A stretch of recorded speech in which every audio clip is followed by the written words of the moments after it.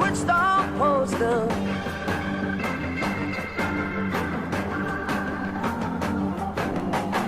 Someday some crazy fool is gonna plunge the whole world in a war. Crossroads of time. At the crossroads of time now. Crossroads of time. Oh, the crossroads of time. Crossroads of time. At the crossroads of time, yeah. Hey everybody, welcome back. Psych here. Back already. In the last 24 hours, I picked up on 3 other items. 2 singles I picked up this morning that I kind of hinted towards a couple videos back. And then picked up one last night at Grapefruit Records in Omaha after before the screening of Die Hard, which that was quite an experience at the theater, man. I'm definitely gonna have to stop back at this. It's the Alamo Draft House, which I think is based in Austin, Texas, if I'm not mistaken.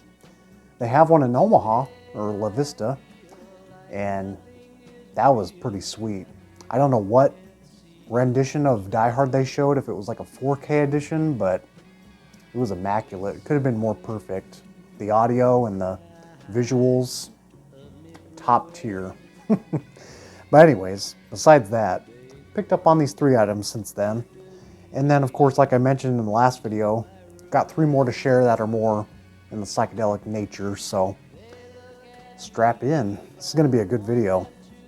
Got lots to talk about. So, yeah, like I mentioned, those singles I picked up by Damon Lane. If you don't know who Damon Lane is, he's the fellow behind this record, Song of a Gypsy by Damon. This is a reissue on Now Again. I've had this release for a long time, pretty much ever since it came out. Comes with a nice booklet here talking about its whole story, and it also mentions some of the singles I picked up. This is what the originals looked like. There's 2 different pressings. It's kind of got the Del Shannon look kind of going on. There's a few singles there. Let's see, I picked up on this one here, which I'll be sharing. I Wonder Why, when he was under the name Damon Lane.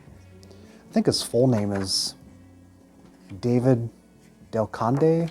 He's had a few different names. Kind of has the Lee Van Cleef look there. I think he had his foot in acting for a time. But yeah, got 2 original singles, one on the Ankh label, and I'll be sharing them here.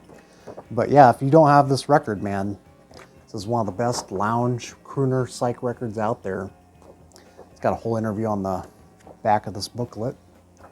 I need to revisit this booklet there. There's a lot of great info in there. I probably haven't read it since I purchased it. This first one here, this is one that is autographed by the man himself. Let's see if I can get in there. It's not showing up on camera. It's kind of bright. If you guys can see, I don't know if you can, but it says, "To Joe, with all my love, Damon." So, sorry that it's not coming in very good.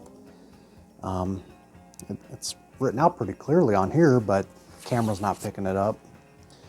But this is on the Del Con label, and these are just unplayed. It's got a little dust on them, but I just put these in new sleeves too. So this single I believe is from, it could be mid-60s, maybe 65-ish. This is kind of when he was doing his kind of vocal pop thing, but it's kind of jangly. It's got nice jangly pop moves and nice rhythm section. And the flip side has a little more horn sections going on. It's kind of more of like a ballad. And he doesn't quite have that lethargic crooner voice that is to come on the next one, but yeah, I decided to pick this up. This is, I picked this one up because it was cheaper and it's got the autographed copy. And then this one is the one. So I had to make a choice between if I wanted this one or Poor Poor Genie single. He has doubles of these at the local shop. This is on the Ankh label, Song of a Gypsy by Damon. So this is a alternate vocal, but I believe it's the same mix. It might be a mono mix, as far as I can tell, but Yeah, I'll show you this wax as well, but I kind of chose this one over Poor Genie because of the non-B-side, but also the alternate vocal. I figured it's a little more unique. So this is the B-side, Oh What a Good Boy Am I. Look how beautiful that looks. You can see the reflection pretty good in there. And I played this already. This sounds fantastic, as Vinyl Richie would say. But man, I tell you what, man, it is fantastic. Kind of a thick 45 as well. But yeah, very good player. Very happy to cross this off. And thankfully, didn't have to pay too much out of pocket for this. I think for the 2 singles here, it was just under $100, which I think was a pretty good deal. So yeah, had another copy of this and Poor Genie, doubles of those. And I think he had another one on Delcon, but it wasn't the I Wonder Why single. I think it was something else. How these ended up in Nebraska, if it was a girlfriend named Joe who dropped in, maybe it's Damon's old girlfriend, I don't know. Kind of a mystery, because he said that these 45s were just in a box of your generic kind of country pop western songs from the 60s, and somehow these mint copies on the Onk label dropped in. There had to have been some connection, right? There had to have been. And with the signature to Joe, he's since passed away, but quite an interesting tale if you guys haven't, kind of dove into his backstory. This is highly recommended. It's got kind of Middle Eastern influences, some folk instrumentation, some very funky rhythms, funky grooves on here. And I do believe there was like a song, Can't You Feel Me? Is that the song? Don't You Feel Me? That was featured on I think maybe a Netflix show or something. I forget. Anyways, I don't watch Netflix, but very, very happy to cross this off this year at the tail end of the year. So I'm pretty ecstatic about this. I just picked this up like an hour ago, so very cool. We got lots to talk about, but yeah, so last night, it was kind of a really wet evening. I wasn't really used to driving in Omaha at night on the interstate. It was kind of getting foggy, so I was, using my time carefully. But I had just enough time to hit the shop up at Grapefruit, and I was kind of specifically looking for another record on this label, on the Magic Box, which is a kind of unofficial label. It's sort of like one of those bootleg labels like Audio Clarity. I've been producing stuff, but I had passed on this several times in the shop, and I guess last night it was kind of calling my name, because I figured, they're not going to pop up on Discogs since they're banned from there. But this is Keith Christmas with Stimulus. This came out in 1969. This record's kind of notorious for the backing band being the Mighty Baby, UK-based singer-songwriter. You can definitely tell there's some of that kind of rural Mighty Baby sound in here. Comes with this insert. It's basically just a review from the Melody Maker magazine, and then a little advertisement at the top. RCA Victor was the original label, and I've only spun this once this morning, but it sounded really nice. So the only other one I have on Magic Box is Euclid, Heavy Equipment.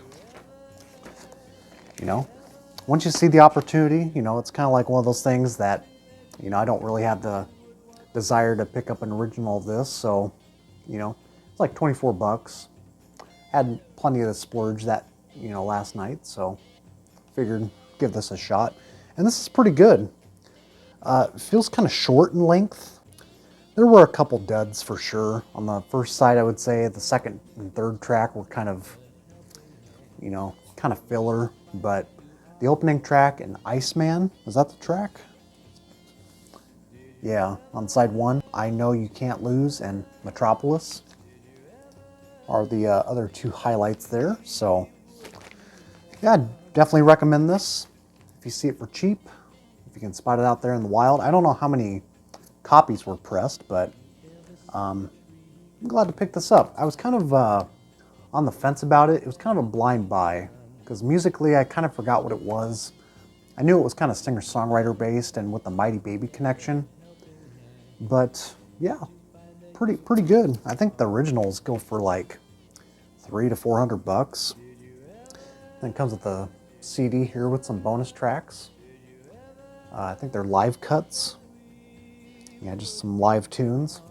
And I do believe he went on to do some more solo work, so pretty cool.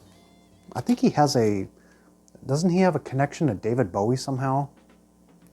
Might be making stuff up, but I don't know his whole backstory. But yeah, these next three I'm also very excited to talk about. So this next one, I've been trying to seek out a copy all year long at the right price. I didn't want to pay the $40 to $50 for a VG Plus copy, even though, you know, it's right there. But I kind of wanted to wait and find it for about 20 or less if I could. And somehow on eBay, I've been kind of, as I've mentioned in the past, laying off eBay, but this is in my save searches because this is how bad I've been wanting one. And finally a copy popped up. You could tell this person didn't really sell vinyl just by the way they described the record and stuff like that and took the photographs. You know, they weren't very professional, so did kind of take a leap of faith with this one, and thankfully turned out a lot better than I expected, especially the sleeve here, which is always torched, it seems. And this is the Eyes of Blue first album, Crossroads of Time.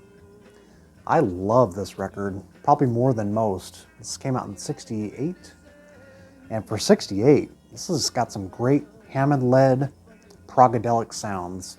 It's kind of like prog meets psych, and then kind of crossovers into, you know, fusions of jazz and classical arrangements, while also being kind of heavy-led. It's got a lot of heavy moments on here.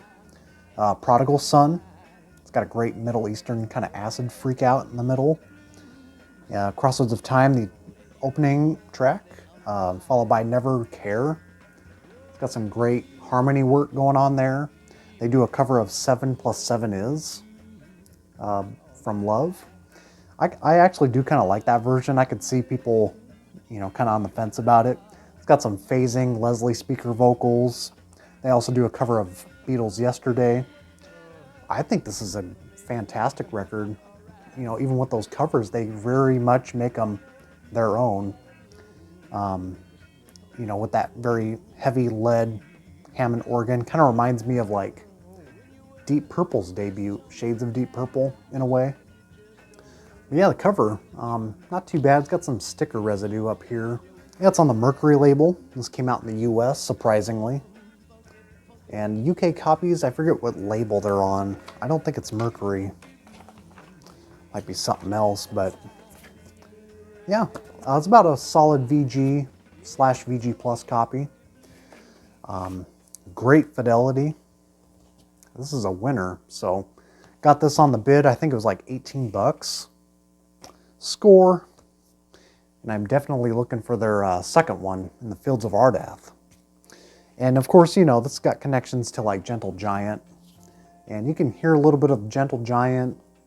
Like I said, early Deep Purple in a way. Then these go way back for me. I haven't shared these in a while, so this probably goes back maybe 2-3 weekends ago.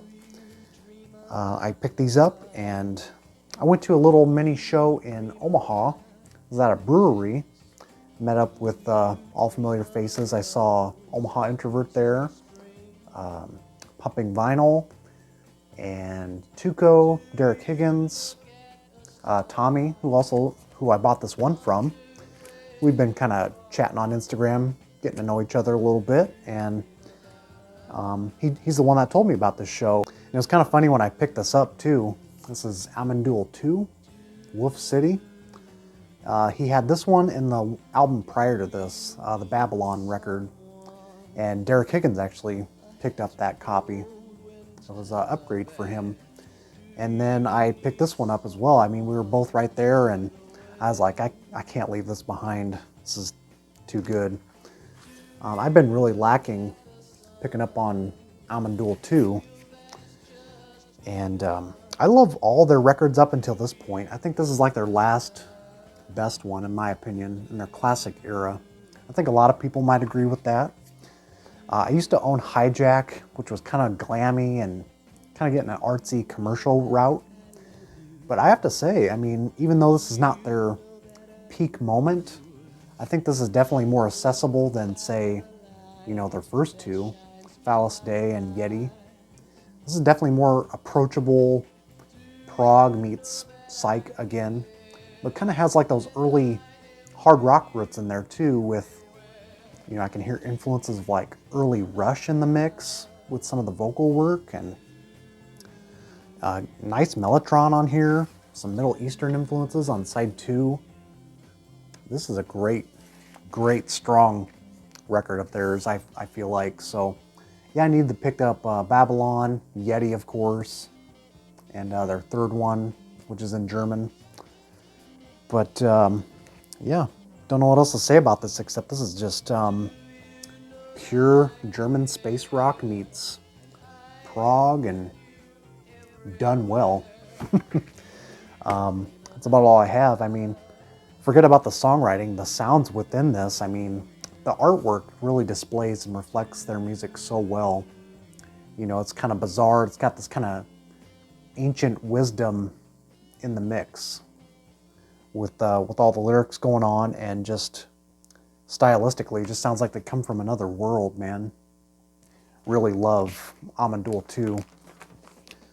So yeah, I just got to pick up on some more of theirs, and they were on United Artists in the US, so very glad to pick this one up. Then the last one here, we're doing pretty good on time actually. This kind of, I thought maybe we'd go over the 20-minute mark, but we're keeping steady. This last one I picked up on Tuco's table. I've passed on this many times in the past, thinking that, you know, I don't really need this one because I've streamed it a few times. Didn't really leave that great of an impression with me, but I figured I'll give Tuco a sale, and made an offer for like $5 less, and they were pretty cool about it. So this is Neon, self-titled on the Paramount label. It's a US group. I think they're based out of the East Coast. And that's kind of where Tommy James was based from, and I knew about the production. He produced this, Tommy James. And it's definitely got some of those remnants from, you know, later period Shondells. You know, it's definitely poppy, but it's also kind of like a progressive pop going on. The opening track has a drum solo, which it's like, whoa, we're already doing that? It's usually drum solos, you know, they usually wait till like the last track or somewhere in the middle, but they go right for it. Dark as the Night, I remember being a highlight, but I always forget what this record sounds like. I mean, it's not very memorable, the songwriting. It's kind of just, I would say sort of third-rate, middle of the road, but, you know, usually that's the kind of stuff I like, but,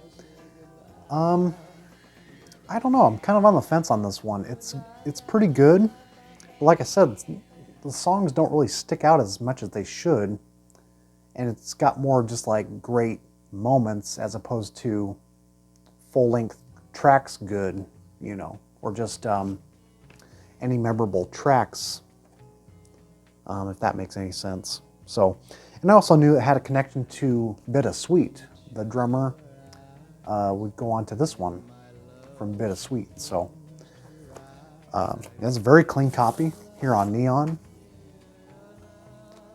So, yeah, very nice. Everything's clean in this video.